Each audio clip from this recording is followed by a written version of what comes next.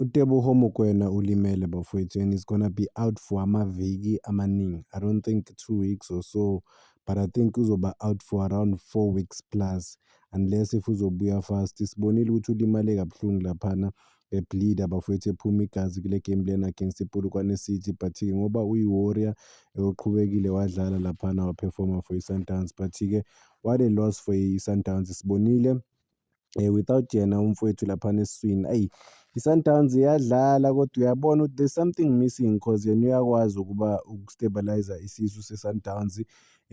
As the best midfielder by far ebholeni lase-South Africa, by far is the best holding midfielder. In fact, he's not just a holding midfielder nje kuphela bafethu, but u-versatile, uyakwazi ukuphusha ephambili a-ede noma i-team i-attacker.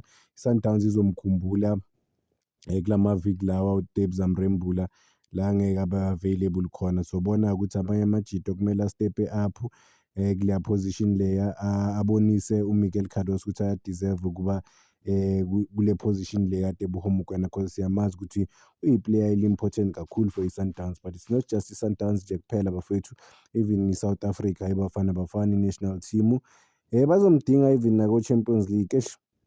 Hey, I mean injury yakhe nayo ipostile laphana online, akusiyi injury simple bafethu, like udabukile lo muntu lona laphana. So it means that kumele sivaleke lesilonda sakhe siphole, so kuzothatha isikhathi. Mabamrusha back wathinteka futhi lapha is out.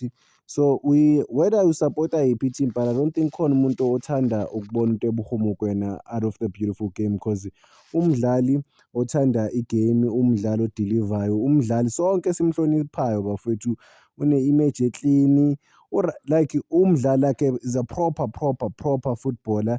Uyanakekela, it's just about this beautiful game, not ezinye izinto eziza negame.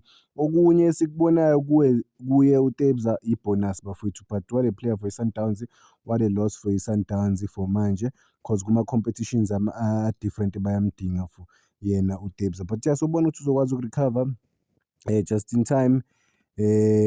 So kuzoba nzima laphana ku-Sundowns esiswini, because uTebza intana nayo uyamazi, he can shoot from anywhere. So i-danger, once this guy is there ku-Sundowns, uyamaka ustabilize isisu, uletha leyo aggression, ama-qualities wakhe maningi kakhulu, i-versatility yakhe bazoyidinga ku-Sundowns. But-ke banawo ama-player, bane-squad esi-good, but ukhona umuntu ozokwazi ukureplace yena uTebza laphana, alethe same quality team as a whole. I don't think ukhona umuntu une-space sakhe esi-right laphana ku-Sundowns. But let's watch and see, sibone ukuthi uzobuya nini. Hard luck to uTebza bafowethu.